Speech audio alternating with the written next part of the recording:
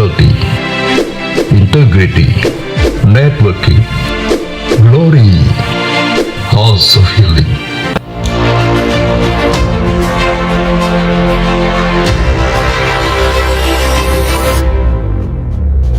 Shalom, selamat datang dan beribadah online bersama kami, GBI Pondok Indah. Karena kita di sini untuk beribadah, sebelum mulai, mari kita lihat tata ibadah online-nya.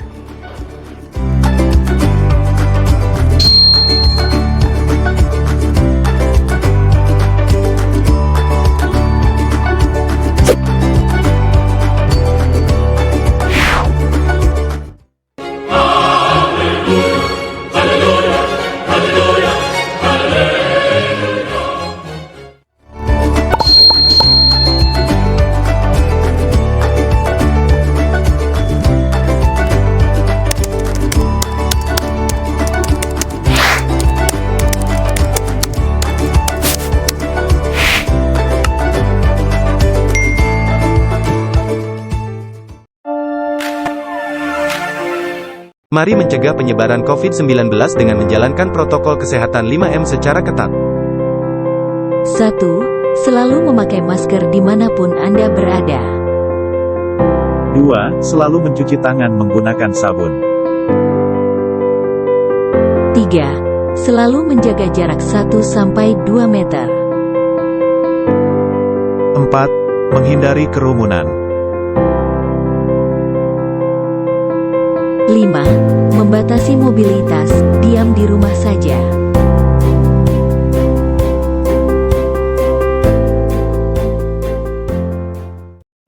Shalom bagi Bapak Ibu Saudara-saudari yang mau memberikan persembahan perpuluhan atau bantuan sosial bisa memberikan melalui nomor rekening berikut ini.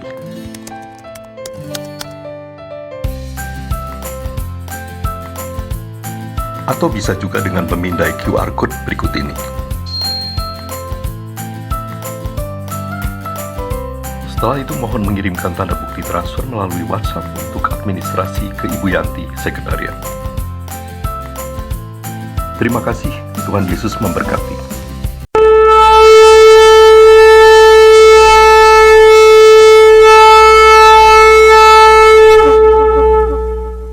Apa yang dimaksud dengan Pentakosta ketiga? Pentakosta ketiga adalah pencurahan Roh Kudus yang dahsyat di zaman now, melebihi yang terjadi di Azusa Street. Pentakosta ketiga akan mengakibatkan penuaian jiwa yang terbesar dan yang terakhir sebelum Tuhan Yesus datang kembali.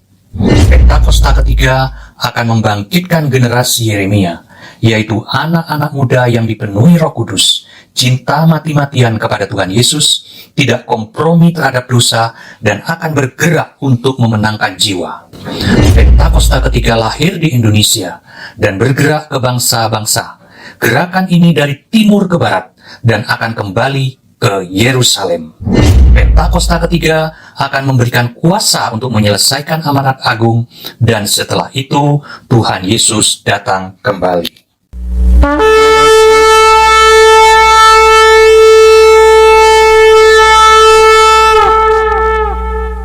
Mazmur 91. Dalam lindungan Allah. Orang yang duduk dalam lindungan yang maha tinggi dan bermalam dalam naungan yang maha kuasa akan berkata kepada Tuhan, tempat perlindunganku dan kubu pertahananku, Allahku yang kupercayai. Sungguh, dialah yang akan melepaskan engkau dari jerat penangkap burung, dari penyakit sampar yang busuk.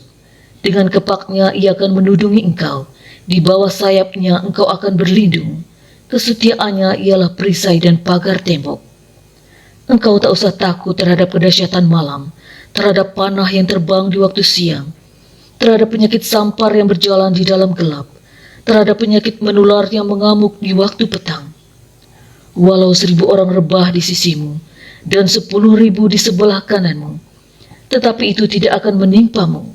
Engkau hanya menontonnya dengan matamu sendiri, dan melihat pembalasan terhadap orang-orang fasik.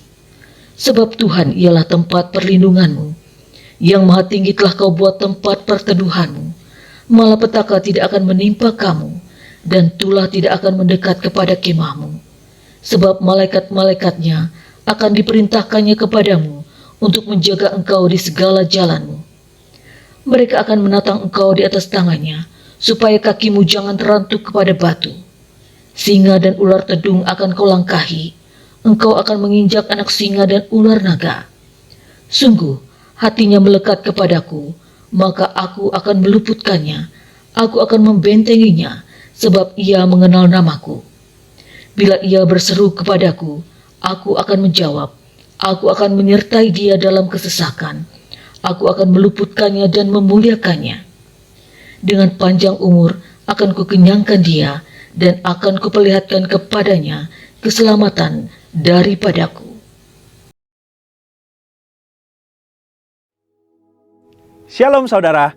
Di tahun paradigma baru ini kita percaya bahwa Tuhan akan banyak membukakan paradigma baru bagi setiap kita di dalam segala aspek kehidupan. Dalam VOP kali ini, kita akan membahas paradigma baru di dunia marketplace.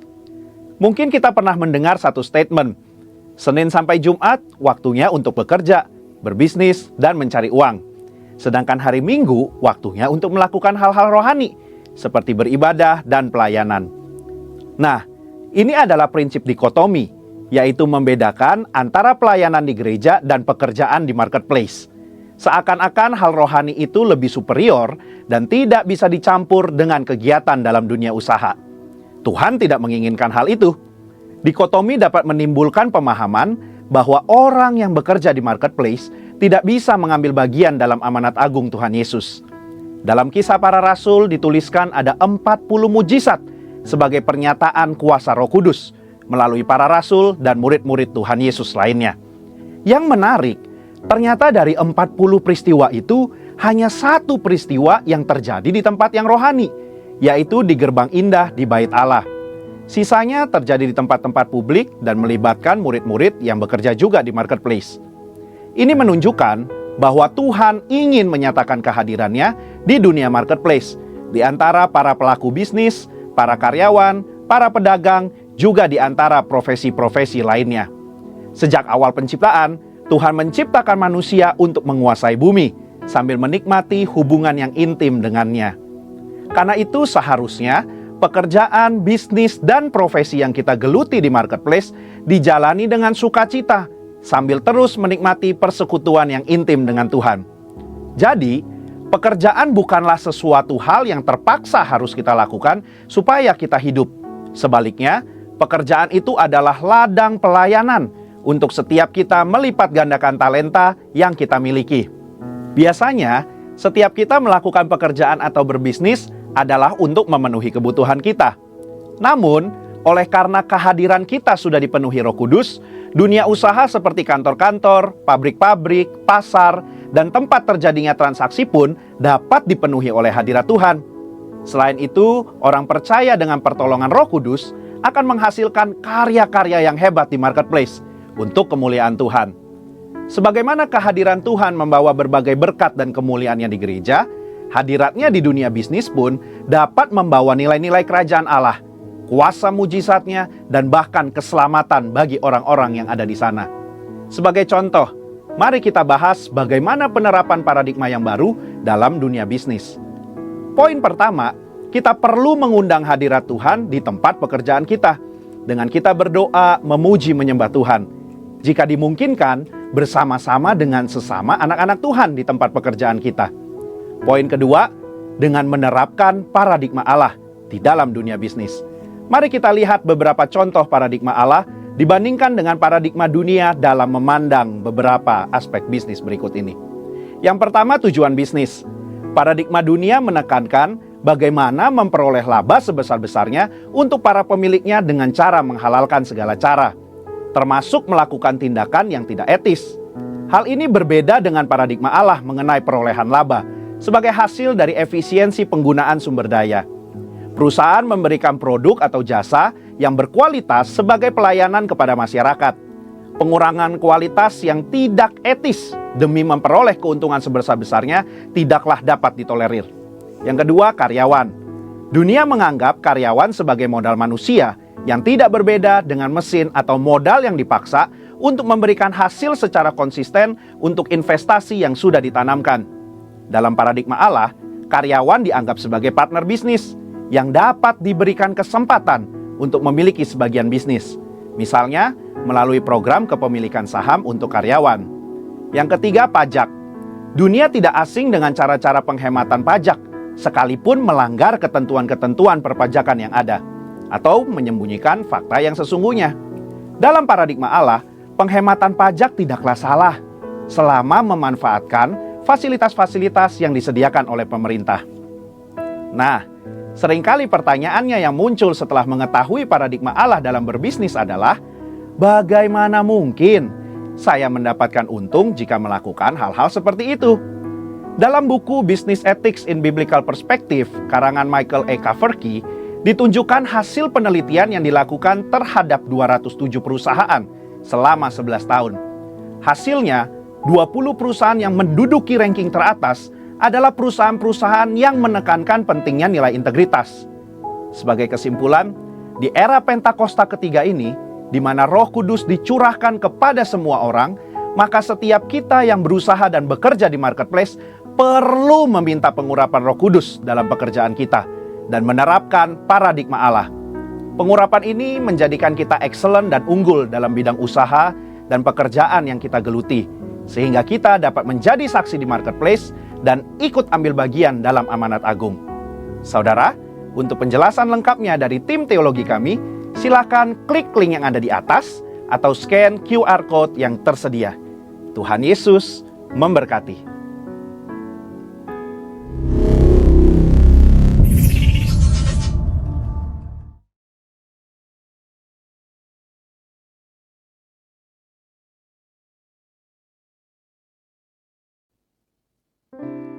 Selamat pagi Bapak Ibu Saudara, Shalom.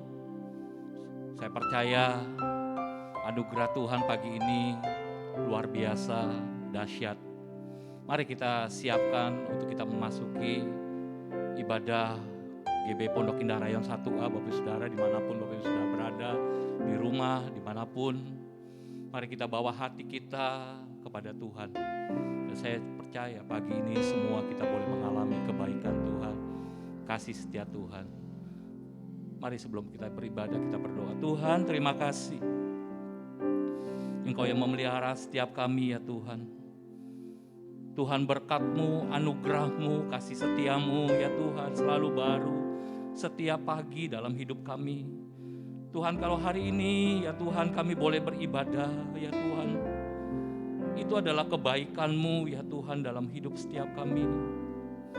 Biarlah kami pagi ini Tuhan diberkati oleh Engkau. Tuntun ibadah kami dari awal pertengahan sampai akhir ya Tuhan. Biarlah kami boleh mengalami Tuhan lebih dari hari-hari yang lalu, minggu-minggu yang telah kami lewati ya Tuhan. Terima kasih ya Tuhan, Roh Kudus, hadirat-Mu menyertai setiap kami pagi ini. Terpujilah nama-Mu ya Tuhan. Hanya di dalam nama Tuhan Yesus Kristus kami berdoa dan mengucap syukur. Amin.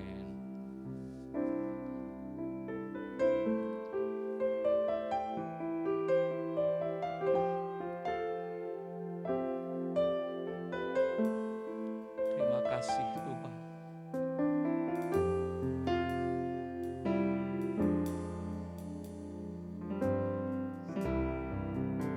Musim berlalu, namun Kau selalu peliharaku.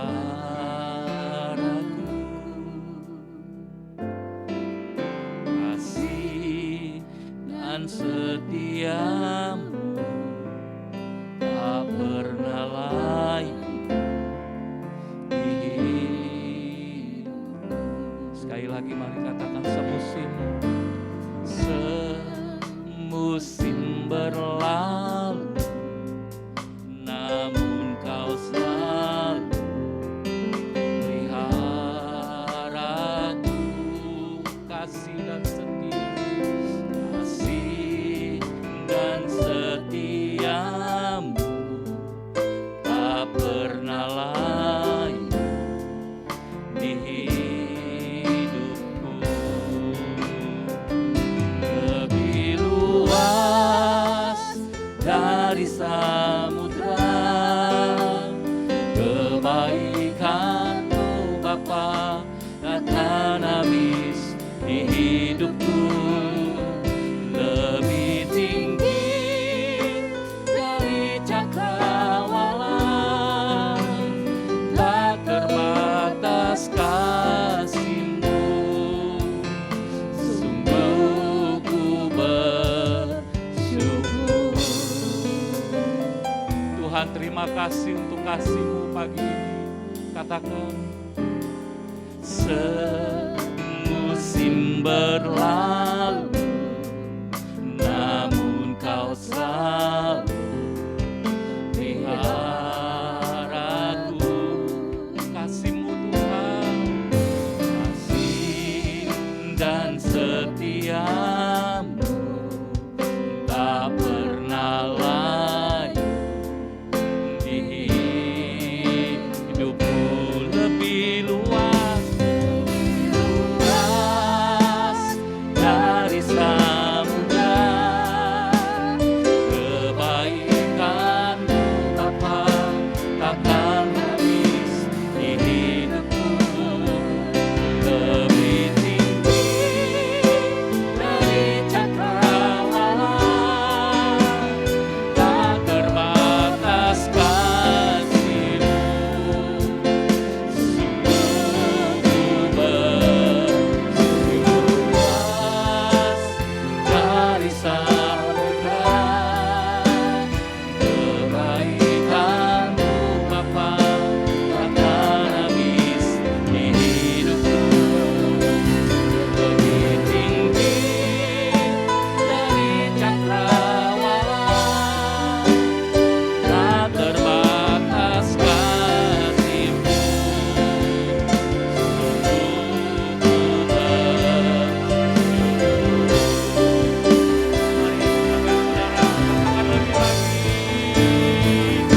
lebih luas dari samudra kebaikan-Mu Bapa takkan habis di hidupku.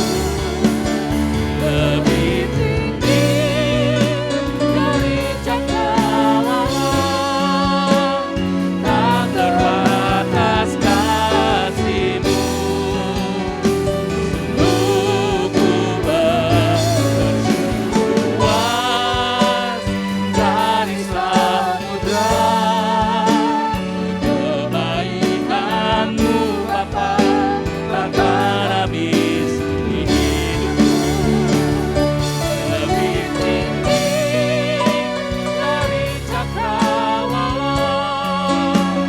tak terbatas kasih-Mu. Sungguh ku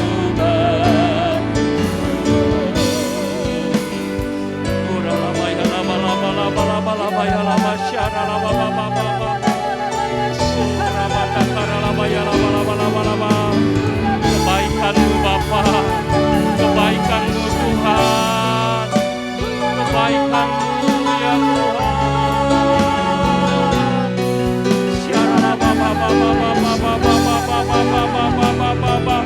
Kami bersyukur pagi ini, kami bersyukur kepada-Mu ya Tuhan.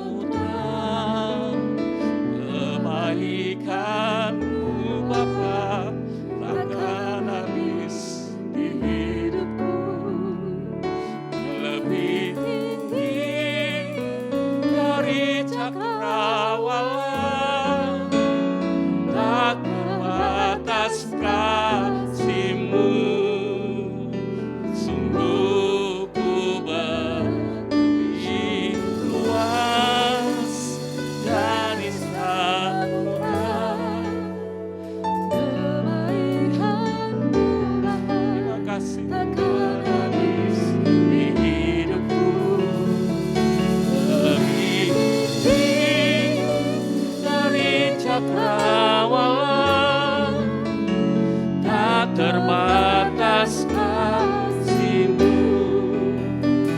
Sungguh ku bersyukur.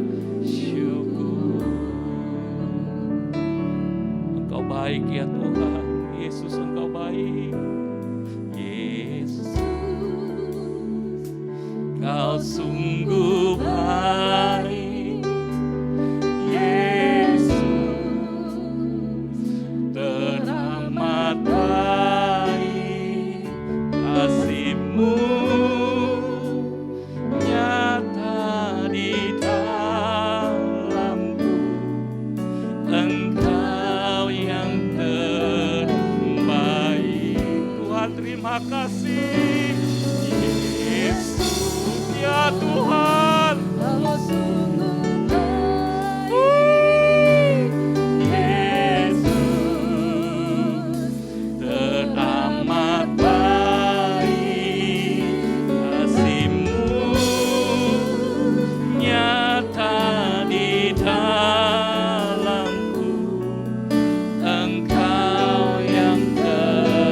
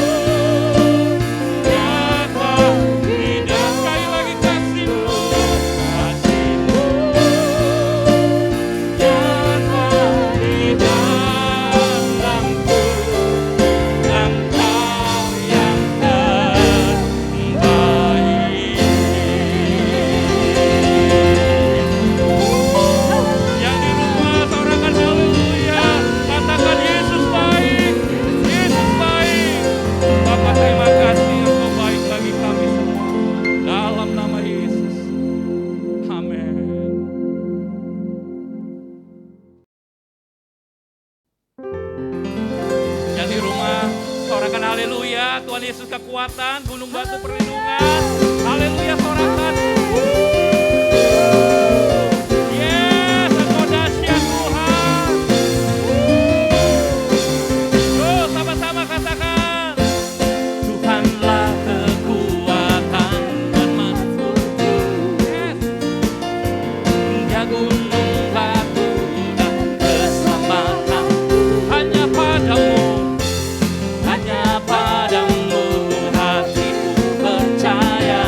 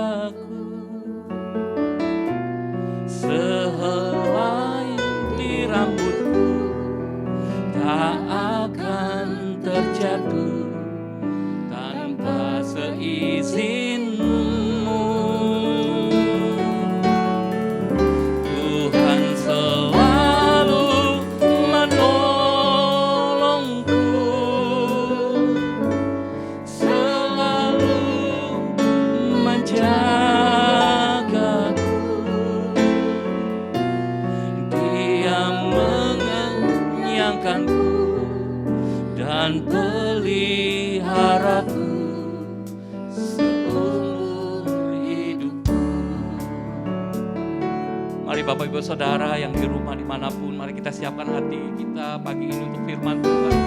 Saya percaya apapun pergumulan masalah Bapak Ibu Saudara yang dialami pagi ini, bahwa Tuhan Yesus sanggup menolong kehidupan Bapak Ibu Saudara. Dan saya percaya tidak ada perkara yang tidak sukar bagi Tuhan, karena Tuhan sanggup menolong hidup kita. Mari kita buka hati kita pagi ini untuk firman Tuhan. Kita berdoa. Bapa, terima kasih untuk firman Tuhan. Siapkan hati kami menjadi tanah yang subur ya Tuhan. Roh Kudus menolong kami, roh hikmat dan wahyu ya Tuhan. Terima kasih ya Tuhan. Dalam nama Yesus kami siap hati kami.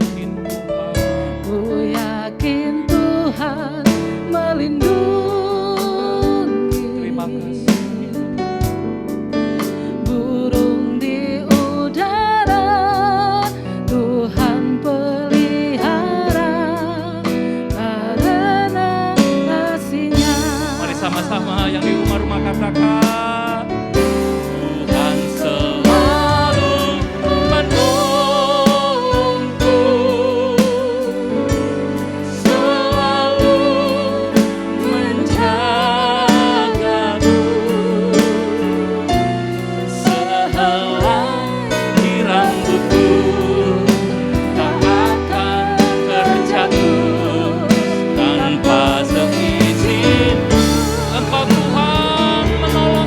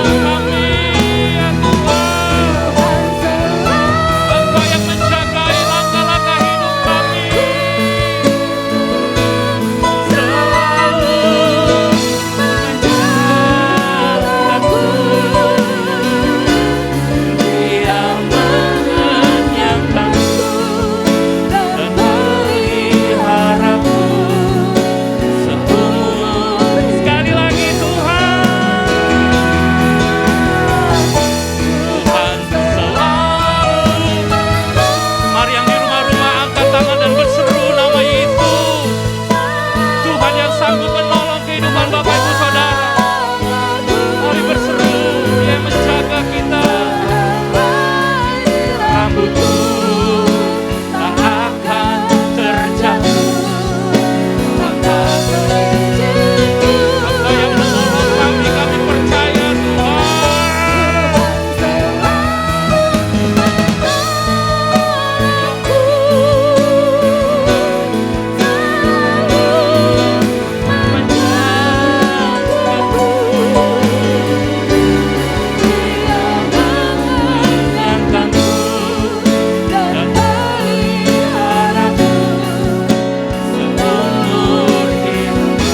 Dia mengenyangkanku, Dia mengenyangkanku, memeliharaku seumur hidup. Sekali lagi, Dia mengenyangkanku, Dia mengenyangkanku, memeliharaku seumur hidupku.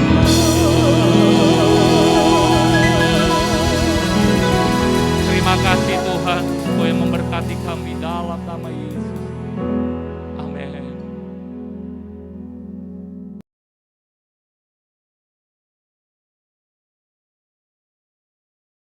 Shalom Bapak Ibu Saudara semua di GBI Pondok Indah. Semua kita ada dalam pemeliharaan Tuhan. Sebelum kita mendengarkan firman Tuhan, mari kita sama-sama berdoa. Bapa di surga, kami bersyukur Engkau begitu baik bagi kami. Hari demi hari, minggu demi minggu, bulan demi bulan, tahun demi tahun. Tidak pernah terlambat pertolongan-Mu, tidak pernah lalai Engkau menjagai kami. Sebab itu kami rindu hidup kami senantiasa menyenangkan hati-Mu, dan kami masuk dalam kegenapan seluruh rencana-Mu. Meteraikan firman-Mu dalam hati kami Tuhan, tuntun kami, ajari kami. Terima kasih Tuhan Yesus, di dalam nama Tuhan Yesus Kristus kami siap diberkati firman Tuhan. Bersama-sama kita katakan amin.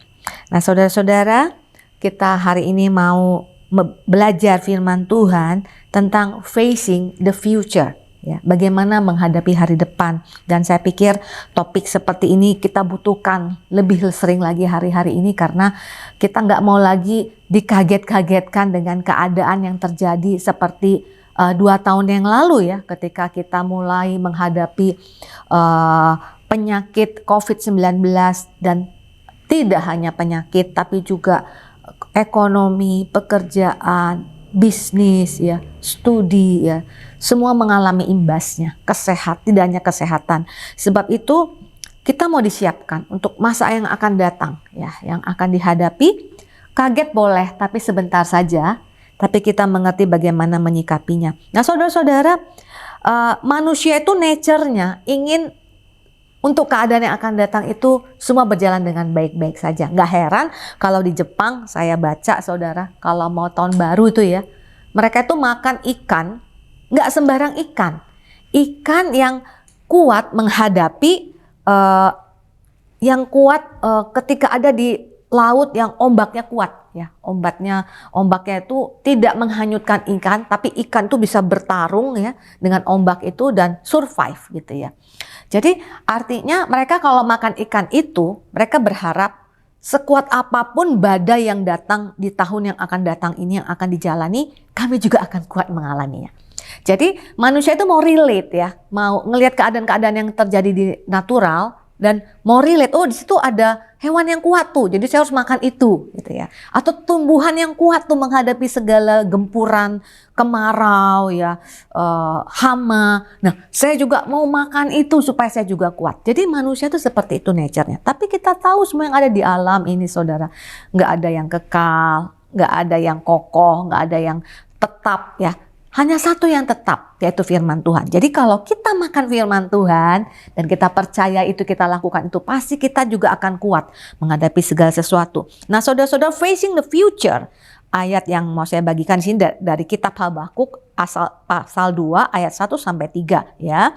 Judul perikopnya, orang yang benar akan hidup oleh karena percayanya. Orang yang benar hidup, survive, oleh karena percayanya. Ayat 1, aku mau berdiri di tempat pengintaianku dan berdiri tegak di menara. Aku mau meninjau dan menantikan apa yang akan difirmankannya kepadaku dan apa yang akan dijawabnya atas pengaduanku. Apa hubungannya ini untuk facing the future? Ya, jadi artinya untuk melihat sesuatu yang belum terjadi atas kita, saudaraku.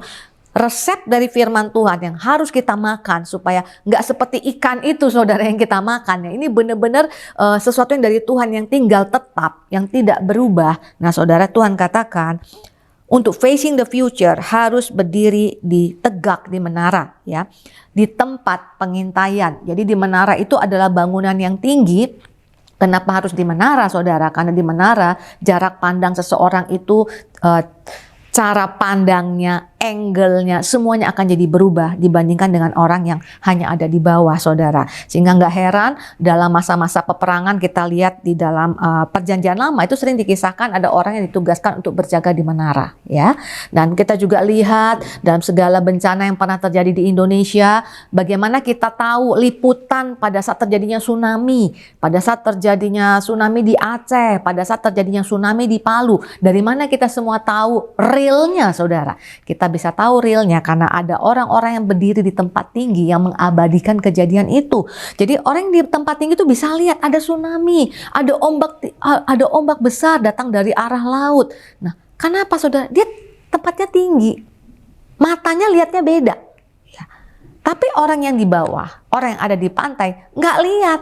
Jarak pandangan matanya itu terbatas sejauh mata bisa memandang, saudara. Tapi yang di tempat tinggi ada ombak, yang di bawah nggak lihat ada ombak. Makanya yang di tempat tinggi berteriak lari dari pantai, yang di bawah, yang di tepi pantai malah makin berenang ke arah pantai. Nah, saudara-saudaraku, Tuhan bilang untuk facing the future pastikan kita ada di tempat yang tinggi. Ya, tempat tinggi bagi kita tentu bicara apa, saudara? Hadirat Tuhan, kedekatan dengan Tuhan. Bahkan menara-menara doa juga kita tahu dibangun di tempat yang tinggi, ya. Supaya apa? Supaya kita bisa relate bahwa Tuhan itu ada di tempat yang tinggi. Nggak ada yang nggak bisa dia lihat, saudara. Jadi, saudara, di tempat yang tinggi itu tujuannya apa? Untuk melihat, untuk menyamakan penglihatan kita di dalam hadirat Tuhan. Apa yang Tuhan lihat, itulah yang kita lihat. Ya, ada pepatah berkata, what you see is what you get. Jadi kalau kita lihat hal yang mencelakakan, ya kita percaya itu dan terjadi hal yang mencelakakan. Orang tempat tinggi, coba bayangkan ketika seorang serdadu berjaga, tugas jaga di menara, ya. Mungkin mereka sedang dikepung nih, saudara, ya. Sudah sebentar lagi akan kalah. Tapi ketika dia ada tempat tinggi, dia bisa lihat dari kejauhan ada orang yang nolong. Maka dia berteriak, ada pertolongan. Dan semua orang jadi semangat, ya. Atau keadaan fine-fine saja seperti tadi, ya. Nggak tahu ada tsunami mau datang. Orang yang tempat tinggi bisa memperingatkan kepada semua orang, saudara, bahwa oh, ada bahaya datang. Dari kejauhan kita kelihatannya seperti tenang-tenang saja. Tapi dari kejauhan itu ada pasukan yang sedang mau mengepung, sedang mau datang menghabiskan kita. Itulah pentingnya orang yang ada di tempat yang tinggi. Nah, saudara, menyamakan penglihatan kita. Di hadirat Tuhan, Tuhan akan memperlihatkan kepada kita apa yang dia lihat. Kita lihat dalam prinsip pengintaian, ya. Bilangan 13 tentang ke-12 pengintai, ayat 1 dan 2. Ayat 1, Tuhan berfirman kepada Musa, 2, suruhlah beberapa orang mengintai tanah Kanaan yang akan kuberikan kepada orang Israel. Dari setiap suku nenek moyang mereka haruslah kau suruh seorang semuanya pemimpin di antara mereka. 12 pemimpin dipercayakan untuk mengintai. Supaya apa? Pemimpin tentu beda, ya. Cara pandangnya, hikmatnya, ya, kebijakannya. Supaya bisa melihat sebenarnya apa yang Tuhan lihat. Tapi karena mereka posisinya tidak di tempat yang tinggi, tidak dekat dengan Tuhan, maka yang dia lihat hanyalah sejauh mata memandang. Fakta di lapangan. Benar nggak fakta itu? Benar, saudara. Ini yang mereka lihat dalam Bilangan pasal 13 ayat 28. Ini laporannya. Hanya bangsa yang diam di negeri itu kuat-kuat. Dan kota-kotanya berkubu dan sangat besar. Juga keturunan Enak telah kami lihat di sana. Ayat 33. Tadi dia katakan kami lihat. Udah sekali, saudara, ya. Juga kami lihat 2 kali ini. Di sana orang-orang raksasa, orang Enak yang berasal dari orang-orang raksasa. Dan kami lihat 3 kali, saudara, diri kami seperti belalang dan demikian juga mereka terhadap kami. Mendapatkan laporan, kami lihat 3 kali. Kami lihat. Pupuslah harapan semua orang Israel dan mereka kemudian menangis, saudara, dengan pedihnya dan kemudian berpikir untuk kembali ke tanah Mesir.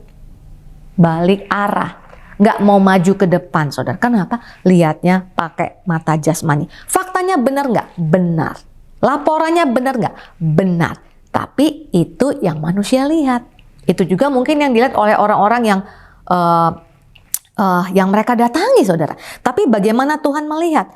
Ayat yang sebelumnya tadi kita baca, ketika bilangan 13, ketika Tuhan menyuruh mereka mengintai di ayat 2, suruhlah beberapa orang mengintai tanah Kanaan, melihat tanah Kanaan, mengintai itu kan melihat lebih dulu, saudara ya, yang akan kuberikan. Kata kuncinya di situ. Tanah Kanaan, faktanya bangsanya kuat, kotanya berkubu. Bagaimana kita mau mengalahkan? Ini bangsa yang sudah banyak mengalahkan suku-suku lain, punya artileri yang kuat, persenjataan yang kuat. Bagaimana mungkin kita yang 40 tahun berputar-putar ya di padang gurun tidak punya persenjataan, bagaimana mungkin kita bisa mengalahkan? Itu yang Anda dan saya lihat pakai mata jasmani. Tapi Tuhan lihatnya beda. Dari mana cara melihat Tuhan melihat? Ketika dia berkata tanah itu yang sulit itu akan kuberikan. Jadi sebelum itu terjadi Tuhan sudah lihat, Tuhan sudah punya planning ya, perencanaan terlebih dahulu. Tuhan sudah lihat itu akan diberikan. Jadi waktu Tuhan berfirman itu harusnya berangkat ke tanah Kanaan pakai penglihatannya Tuhan. Betul sulit, tapi Tuhan sudah janji tempat itu akan diberikan. Saudara, berjalan dengan penglihatan Tuhan, itulah seperti Kaleb dan Yosua. Laporannya beda. Ya. Kaleb bilang, yang mengelindungi mereka sudah meninggalkan mereka. Maksudnya ilah-ilahnya itu, saudara, yang menurut mereka itu kuat ya. Menurut bangsa itu kuat. Sudah meninggalkan mereka. Dari mana sih Kaleb itu bisa mengatakan? Apakah dia melihat secara fisik? No. Secara rohani dia tahu Allahku lebih kuat dari semua Allah-Allah yang disembah oleh semua bangsa di muka bumi. Sudah lari terbirit-birit tuh ilahnya. Gak ada lagi perlindungan mereka. Pasti kita menang. Berdasarkan apa? Berdasarkan apa yang Tuhan lihat. Makanya saudara, kita harus suka ada di hadirat Tuhan. Ya bersyukur ya, gereja kita punya EPT ya. Ya saya sering lihat Pak James di EPT ya, Pak James ya luar biasa. Kita harus dukung ya pemimpin kita ada di EPT, dan bukan hanya pemimpin kita. Seolah kita jorokin, udah Pak James aja deh yang ada di depan. Kami dukung ya Pak dari belakang. Kita juga perlu saudara ada di hadirat Tuhan. Supaya apa? Karena Tuhan itu mau mengurapi setiap orang bisa mengerti akan kehendaknya. Ya saudara, pemimpin itu untuk mengarahkan jalan-jalan kita. Nah saudara, orang yang suka di hadirat Tuhan tuh bisa lihat. Nah kalau pendoa kami itu sudah mulai ngomong sesuatu, saya dengar banget tuh saudara. Ya, pernah suatu ketika ngomong, padahal keadaan semua baik, anak saya lagi struggle untuk skripsi, itu baik, progresnya bagus. Terus waktu ketemu saya dia bilang, ibu saya lihat anak ibu lagi sedih, kepengen dipeluk. Nggak masuk hitungan tuh saudara, karena barusan pulang semua, everything is okay. Kayaknya nggak mungkin. Tapi saya pikir ini penjaga menara nih, lebih sering berdoa sekian jam satu hari, pasti Tuhan ada mau memperingatkan sesuatu. Ternyata benar saudara, anak saya waktu itu mungkin lagi keadaan struggle, nggak berani ngomong, saudara, sedih sekali. Jadi ketika saya mendengarkan itu dan kemudian saya responi, saya nggak jadi orang yang ada di pantai langsung kemudian malah ke laut, saudara. Saya meresponi untuk lari ya, untuk menghadapi persoalan itu dan akhirnya bisa diselesaikan ya saudara. Tuhan bilang begini, kepada orang yang karib kepadaku, kuberitahukan perjanjianku, kuberitahukan perkataan kepada Abraham yang karib denganku, masa aku mau menunggang balikan Sodom dan Gomora tidak akan kuberitahukan. Jadi artinya apa saudara? Itu keuntungan orang yang di hadirat Tuhan. Ketika Tuhan ngomong, ketika Tuhan memperlihatkan sesuatu, dia bisa lihat. Kalau nggak biasa saudara, maka kita nggak bisa lihat saudara. Elia itu orang yang dekat dengan Tuhan. Ya. Ketika mereka ketakutan, bujangnya merasa, waduh sudah habislah kita ini, udah nggak punya harapan. Ketakutan sekali. Apa yang dikatakan Elia kepada bujangnya? Yang melindungi kita lebih banyak dari yang mereka itu lebih kuat. Bujangnya nggak percaya. Terus kemudian Elia bilang, Tuhan singkapkanlah matanya itu untuk bisa lihat. Kemudian bujangnya, kemudian matanya itu disingkapkan Tuhan untuk bisa melihat. Oh ternyata pasukan malaikat ribuan saudara, banyak melindungi mereka saudara. Baru dia percaya bahwa ada kekuatan. Itu pentingnya kenapa kita harus ada di tempat yang tinggi saudara. Tentunya tempat tinggi nggak hanya bicara hanya satu tempat, saudara. Di rumah kita juga kalau kita bangun mesbah kita punya hubungan yang dekat dengan Tuhan, kita suka baca firman, kita suka berdoa, kita sebenarnya sedang membangun hubungan dengan Tuhan itu, kita sedang ada di tempat yang tinggi, ya. Sehingga kita bisa dengar apa yang Tuhan, kita bisa lihat apa yang Tuhan perlihatkan. Kemudian Habakuk pasal 2 ayat kedua. Kenapa kita harus ada di tempat tinggi itu? Facing the future, saudara. Lalu Tuhan menjawab aku demikian, tuliskanlah penglihatan itu dan ukirkanlah itu pada loh-loh supaya orang sambil lalu dapat membacanya.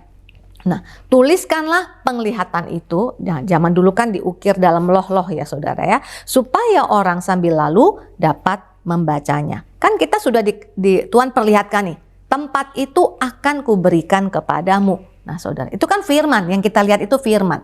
Kita harus bisa dengar itu saudara, menjadi apa? Rema. Jadi tempat yang tinggi itu tempat untuk mendapatkan rema, untuk mendengar suara Tuhan. Jadi kalau Tuhan sudah berkata sesuatu yang kita harus lihat saudara, ada janji seperti tadi ya, akan kuberikan, perkatakanlah berulang-ulang. Ya, kalau perlu ditulis saudara ya, supaya nggak lupa. Otak kita ini punya kemampuan terbatas saudara, apalagi seumuran saya ini saudara, uploadannya udah banyak ya. Jadi untuk menghafal, untuk mengingat satu udah lebih sulit.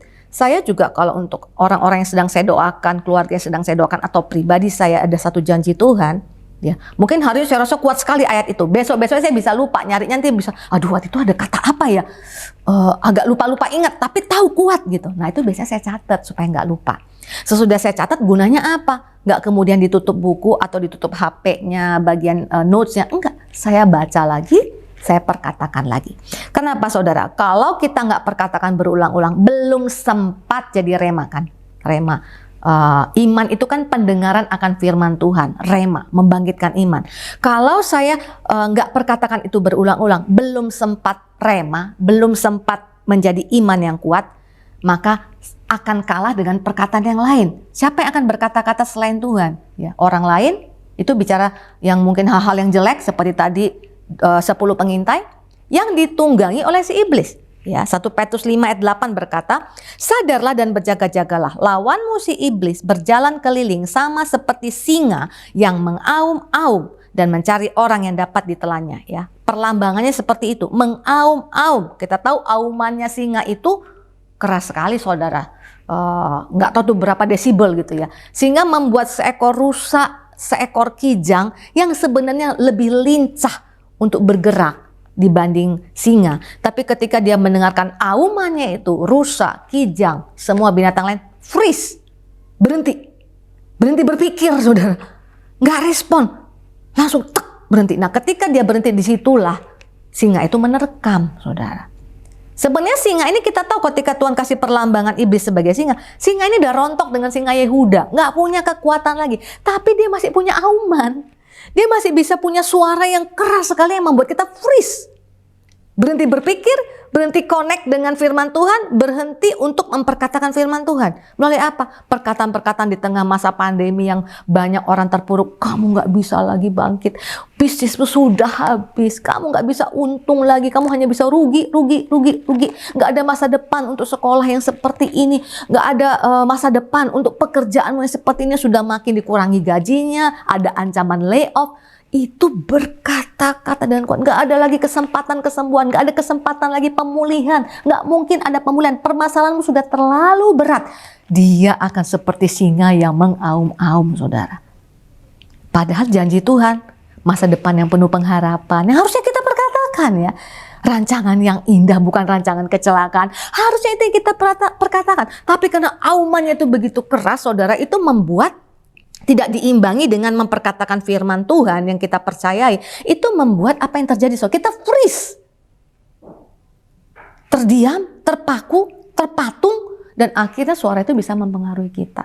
Ada banyak dalam perjalanan pelayanan saya lihat saudara ya, orang-orang yang harusnya bisa mungkin diangkat lebih lagi itu kalah. Karena apa? Karena auman singa itu lebih kuat daripada auman singa Yehuda melalui firman Tuhan yang harus terus kita perkatakan. Ayat 9 berkata, lawanlah dia dengan iman yang teguh, sebab kamu tahu bahwa semua saudaramu di seluruh dunia menanggung penderitaan yang sama. Tuhan bilang dilawan. Kalau ada dengar perkataan-perkataan negatif seperti itu, dilawan. Lawannya pakai apa? Bukan pakai kekuatan sendiri. Di hadirat Tuhan, Tuhan pasti bicara, saudara. Salah satu yang membuat saya juga suka ya berkumpul bersama-sama dengan saudara seiman, tidak hanya mengandalkan mesbah pribadi, persekutuan pribadi dengan Tuhan. Ketika misalnya kita di EPT atau di menara doa, saudara ya, itu kan corporate ya. Nah, Tuhan juga menyatakan isi hatinya ya. Sering ada pesan-pesan. Kadang-kadang mungkin pesan itu bisa untuk bangsa, tapi ketika kita punya satu pergumulan bisa relate kita dengan pesan itu. Tuhan bicara juga kepada kita untuk persoalan yang kita hadapi, dan itu satu kekuatan, saudara. Makanya jangan lupakan itu, langsung catat dan perkatakan berulang-ulang. Ketika kita mau dihunjam lagi dengan perkataan negatif, perkatakan berulang-ulang. Dan gunanya juga apa, saudara? Ketika kita bisa mendengarkan itu, menjadi iman yang dibangkitkan dalam hidup kita, kita sebenarnya siapkan jadi berkat.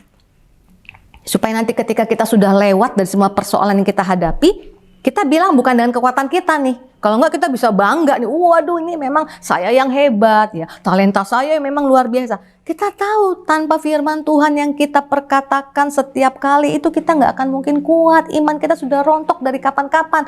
Jadi kita bisa omong sama orang lain lagi masalah sama. Atau masalah mungkin mirip dengan masalah kita. Seperti Yusuf ya. Yusuf itu dikatakan dalam kitab Mazmur, duluan dia pergi ke tanah Mesir. Supaya apa? Supaya ketika dia sudah muncul di sana dalam setiap janji Tuhan digenapi dalam hidup dia, maka dia bisa menyelamatkan bukan hanya seluruh rumahnya, saudara, tapi seluruh bangsa Israel akan diselamatkan melalui satu orang ini. Tuhan izinkan kita mengalami hal-hal yang sulit saat ini supaya apa, saudara? Supaya ketika kita benar-benar bisa menghidupi apa yang kita lihat dan kita dengar, dan kemudian kita mengalami pertolongan mujizat Tuhan, kita bisa ngomong sama orang lain. Orang-orang sambil lalu bisa membacanya. Oleh karena itu jangan miss, saudara, dia ada di hadirat Tuhan. Kaleb juga sama, saudara. Dia ngelihat bangsanya kuat, ya. Tuhan janji, dia pegang janji itu ya. Ketika dia menyenangkan hati Tuhan dengan laporannya itu bahwa kita bisa mengalahkan mereka. Tuhan bilang, punggung pegunungan Yehuda itu akan kuberikan kepada Kaleb. Itu umur dia 40 tahun loh, saudara. Kapan diberikan? Umur 85. Dia bilang, Tuhan janji sama saya umur saya 40. 45 tahun berlalu, umurku sekarang 85 tahun. Aku masih sama kuat. Nah, ini hebat nih, saudara. 40 sama 85 biar gimana nggak mungkin lah sama, saudara. Saya ini umur 56 nih sekarang, saudara. Mau 56 nih, saudara. Waduh, udah mulai kelihatan ada depresiasi nih, saudara. Ada penurunan yang harus segera disikapi kalau mau pelayanan tetap kuat, tetap bisa jadi berkat, saudara. Harus diresponi. Saya percaya ketika dia melihat fakta di lapangan itu, Kiryat Arba itu raksasa-raksasa yang akan dia kalahkan di kemudian hari, gak mungkin dia santai-santai, saudara. Dia pasti persiapan. Dia cari Tuhan, saudara, dia mempersiapkan diri. Dan saudara percayalah, keahlian itu datang dari Tuhan. Tuhan katakan, Tuhan mengurapi Bezaliel dan Aholiab loh, saudara. Berkati mereka dengan apa? Keahlian. Tuhan bisa munculkan kita ide. Tuhan bisa pertemukan kita dengan orang-orang di persimpangan jalan kehidupan kita untuk membawa kita kepada apa yang Tuhan sediakan. Nah, saudara, yang terakhir, saudara, Habakuk 2 ayat 3 berkata, sebab penglihatan itu masih menanti saatnya, tetapi ia bersegera menuju kesudahannya. Penglihatan itu yang kita lihat, yang kita dengar, masih menanti saatnya, tetapi ia bersegera menuju kesudahannya dengan tidak menipu. Apabila berlambat-lambat, nantikanlah itu, sebab itu sungguh-sungguh akan datang dan tidak akan bertangguh. Ya, saudara ya. Kan ayatnya agak kontradiksi ya, saudara ya. Dikatakan apabila berlambat-lambat disuruh nantikan. Tapi di awal dikatakan penglihatan itu akan menuju kepada, akan bersegera. Kan lucu ya, satu bersegera ya, menuju kesudahannya dengan tidak menipu, tidak ada kesalahan ya dari pihak Tuhan. Tapi dikatakan apabila berlambat-lambat. Karena gini, saudara, ya, Tuhan tuh janji pasti, fix, tetap, ya nggak berubah. Yang nunggu yang rasanya lama, di mana-mana orang nunggu itu rasanya lama, saudara. 30 menit itu rasanya udah 3 jam ya, saudara ya. Nah, Tuhan tahu ini nature-nya manusia seperti itu. Makanya dia bilang, nantikanlah itu karena itu pasti akan datang. Ada prinsip penantian di sini, saudara. Nah, kalau kita lagi nunggu, apa yang sudah kita lihat, kita dengar belum terjadi, kita masih nunggu nih, saudara. Posisi kita harus tetap di tempat yang tinggi. Jadi facing the future. Kita harus tetap berdiri on higher ground, saudara ya. Nggak boleh turun dari situ. Maupun kita sedang bekerja tempat kita di darat ini rendah, tapi secara spiritual maintain, tetap ada tempat yang tinggi. Kenapa tempat yang tinggi, saudara ya? Supaya waktu menunggu sulit, bagaimana tetap menjaga kita tempat tinggi, saudara? Tidak lain, tidak bukan, saudara. Harus menanti dengan ucapan syukur. Prinsip penantian itu begini, saudara. Kenapa menanti terus di tempat yang tinggi ya? Saudara ingat ada ayat firman Tuhan yang berkata, orang yang menanti-nantikan Tuhan dalam Yesaya 40:31 mendapat kekuatan baru. Lucu nih ya. Biasanya menanti makin lemes ya, makin capek, makin terasa lama. Tapi orang yang menanti-nantikan Tuhan mendapat kekuatan baru. Mereka seumpama raja wali yang naik terbang dengan kekuatan sayapnya. Raja wali naik terbang. Raja wali itu burung yang terbangnya tinggi sekali. Berarti orang yang menanti-nantikan Tuhan yang mendapat kekuatan baru harus ada di tempat yang tinggi. Mereka berlari dan tidak menjadi lesu. Mereka berjalan dan tidak menjadi lelah. Bagaimana maintaining? Kita tetap ada di higher ground, saudara. Tadi yang saya katakan ya. Hendaklah hidup kita penuh dengan ucapan syukur. Respon kita terhadap keadaan hendaklah penuh dengan ucapan syukur. Hidup kita harus penuh dengan puji-pujian ya. Masuk APT, saudara. Ada program kegiatan doa di GBI Pondok Indah. Ikut ya, supaya kita tetap ada di tempat yang tinggi. Kita ikut memuji, kita ikut bersyukur. Firman Tuhan berkata dia bertata di atas puji-pujian umatnya. Tuhan itu bertata di tempat yang tinggi. Ya, Tuhan bertata di tempat tinggi. Nah, ketika seseorang memuji-muji Tuhan, kita itu dieskalasi ke atas, ke tempat yang tinggi. Karena Tuhan hanya bertahta di tempat yang tinggi. Tuhan kita adalah Allah yang tinggi. Orang yang memuji-muji Tuhan itu, saudara, masalahnya belum selesai. Tapi dia maintain ada di tempat yang tinggi. Dan kalau ada tempat yang tinggi, saudara, masalah tetap sama. Tapi bobotnya jadi beda. Ya, seperti kalau kita naik pesawat ya, nengok rumah-rumah terbesar sekalipun sudah seperti kotak korek api. Apakah rumah itu seperti kotak korek api? No, dia tetap rumah yang besar. Tapi kenapa jadi seperti kotak korek api? Karena ngelihatnya dari tempat yang tinggi, saudara ya. Jadi masalah itu benar berat, tapi bobotnya dibandingkan dengan bobot Tuhan langsung kalah. Jadi kita bangkit iman kita bahwa pasti ada pertolongan, aku mau menunggu. Pokoknya segala sesuatu akan indah pada waktunya. Kalau belum indah berarti belum waktunya. Tunggu lagi, tapi tetap kuat. Karena apa? Hidup kita senantiasa ada ucapan syukur. Tuhan berkata begini dalam Mazmur pasal 84, orang yang memuji-muji Tuhan, yang suka memuji-muji Tuhan, berjalan makin lama makin kuat. Gak ada rumusnya orang yang suka memuji Tuhan tuh makin lama makin lemes ya. Enggak, saudara. Orang yang suka memuji Tuhan makin lama berjalan makin kuat. Karena apa? Kekuatannya diimpartasikan dari Tuhan yang bertata di atas tempat yang tinggi. Amin, saudaraku. Saya percaya, saudara ya, apa yang saudara alami, Tuhan izinkan terjadi itu bukan satu persoalan yang kebetulan terjadi. Tuhan mau ada sesuatu kemuliaan di dalamnya. Saya pernah menanti dalam cukup lama, penolakan yang banyak, saudara ya. Tapi baru-baru ini saya dihubungi seorang di Instagram. Ya, dia ingat saya pernah datang ke kotanya, saya khotbah tentang bagaimana saya 20 tahun menanti dalam penolakan demi penolakan yang pahit sekali dan rasanya udah nggak bisa lihat. Itu suara auman yang keras sekali, saudara, dari singa si iblis itu untuk membuat saya nggak bisa berjalan maju, nggak bisa mempercayai dan mendengar dan mau menantikan dengan kuat lagi. Dia ingat itu. Dan kemudian diberkati. Nah, ternyata apa yang terjadi, saudara? Dia ngomong begini, saya sangat diberkati dengan apa yang Julita Manik alami. Karena dia itu, saudara, mau ngajukan judul skripsi 15 kali ditolak, saudara.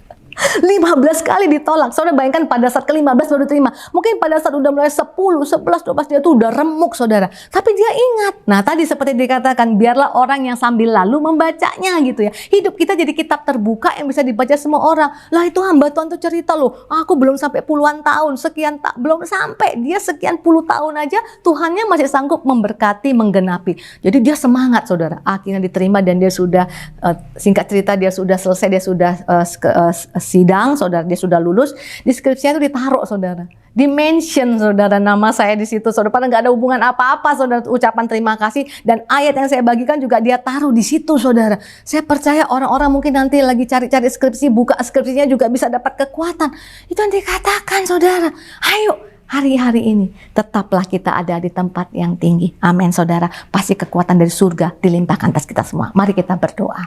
Bapa di surga, terima kasih Engkau begitu baik bagi kami. Tidak pernah membiarkan kami berjalan sendirian. Oleh sebab itu, saudara, oleh sebab itu Tuhan, kami mau dikuatkan selalu oleh kekuatan firman-Mu untuk ada di tempat yang tinggi, untuk bisa melihat apa yang Tuhan lihat, untuk mendengar apa yang Tuhan perkatakan, dan untuk senantiasa tetap ada tempat tinggi, karena ucapan syukur itu membuat kami berjalan makin lama makin kuat saat kami menanti-nantikan Tuhan.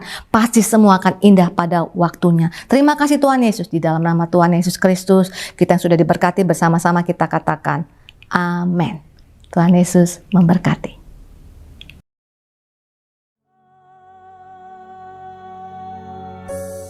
Mari Bapak, Ibu, Saudara, kita mengakhiri ibadah kita hari ini dengan doa syafaat. Allah Bapa, di dalam nama Tuhan Yesus kami bersyukur padamu Tuhan. Kalau sampai hari ini kami masih beribadah kepadamu. Terima kasih banyak Bapak buat kesempatan yang indah Kau berikan atas setiap kami anak-anakmu. Terima kasih Bapak, terima kasih Tuhan Yesus, terima kasih Roh Kudus. Bapak, di dalam nama Yesus kami berdoa untuk hamba-Mu, Juli teman, yang sudah Engkau pakai untuk menjadi saluran berkat firman Tuhan atas kami hari ini. Terima kasih Bapa atas firman-Mu yang terus menuntun kami pada kehendak dan rencana-Mu Tuhan.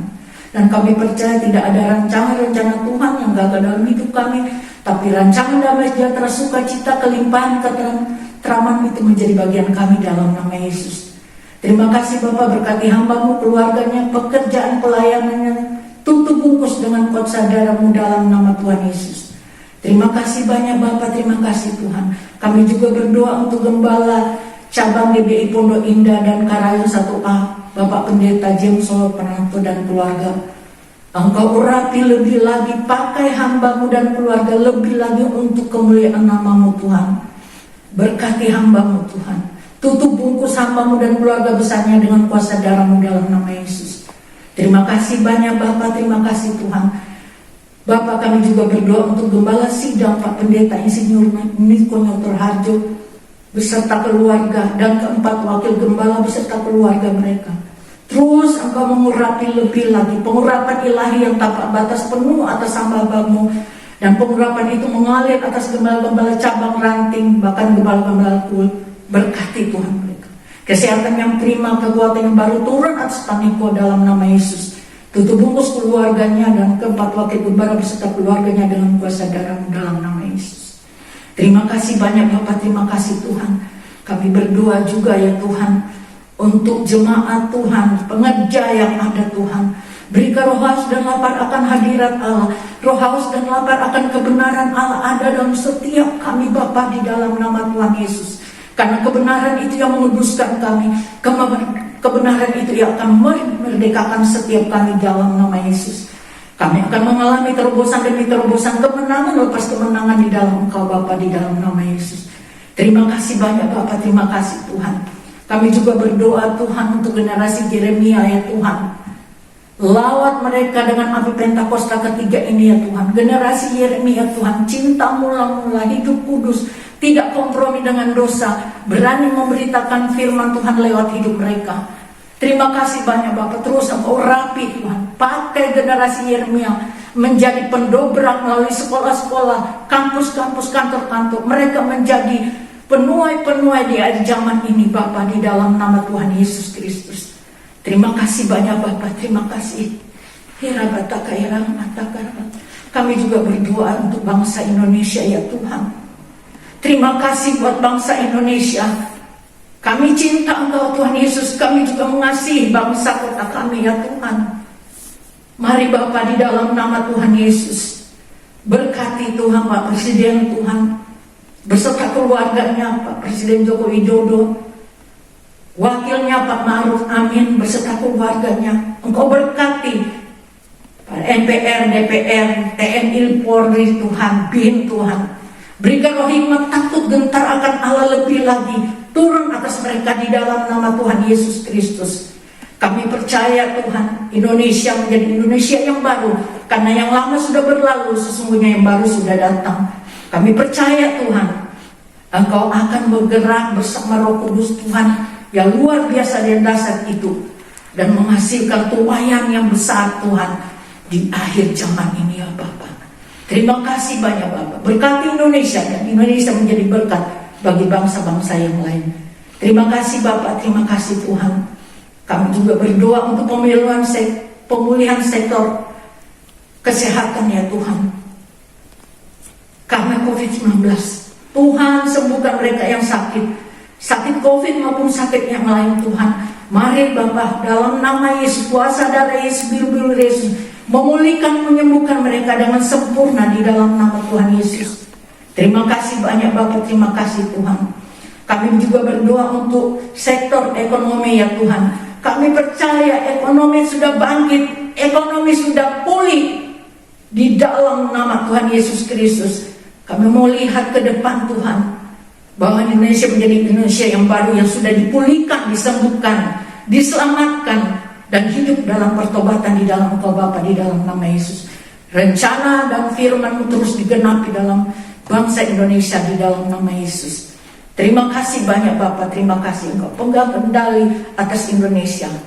Terima kasih banyak Bapa, terima kasih Tuhan.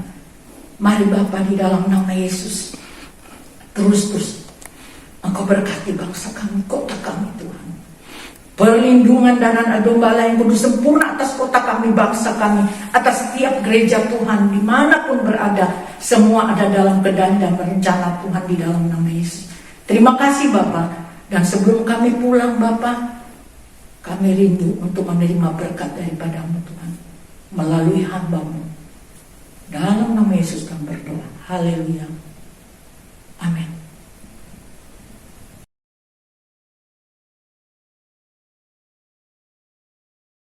Mari kita angkat kedua tangan kita yang kudus di hadapan Tuhan. Kekasih-kekasih Tuhan, terimalah berkat damai sejahtera dan sukacita yang daripada Bapa Surgawi. Kasih karunia Allah yang berlimpah-limpah di dalam anak yang tunggal Tuhan Yesus Kristus, dengan persekutuan yang manis dengan Roh Kudus menyertai setiap kekasih-kasih Tuhan di tempat ini mulai hari ini sampai kita semua dijemput bersama-sama di awan-awan yang permai, bahkan sampai kekal selama-lamanya. Dan kita semua yang percaya dan penuh pengharapan, kita katakan bersama-sama, amin. Puji Tuhan, selamat hari Minggu. Tuhan Yesus memberkati kita semua. Shalom. Haleluya.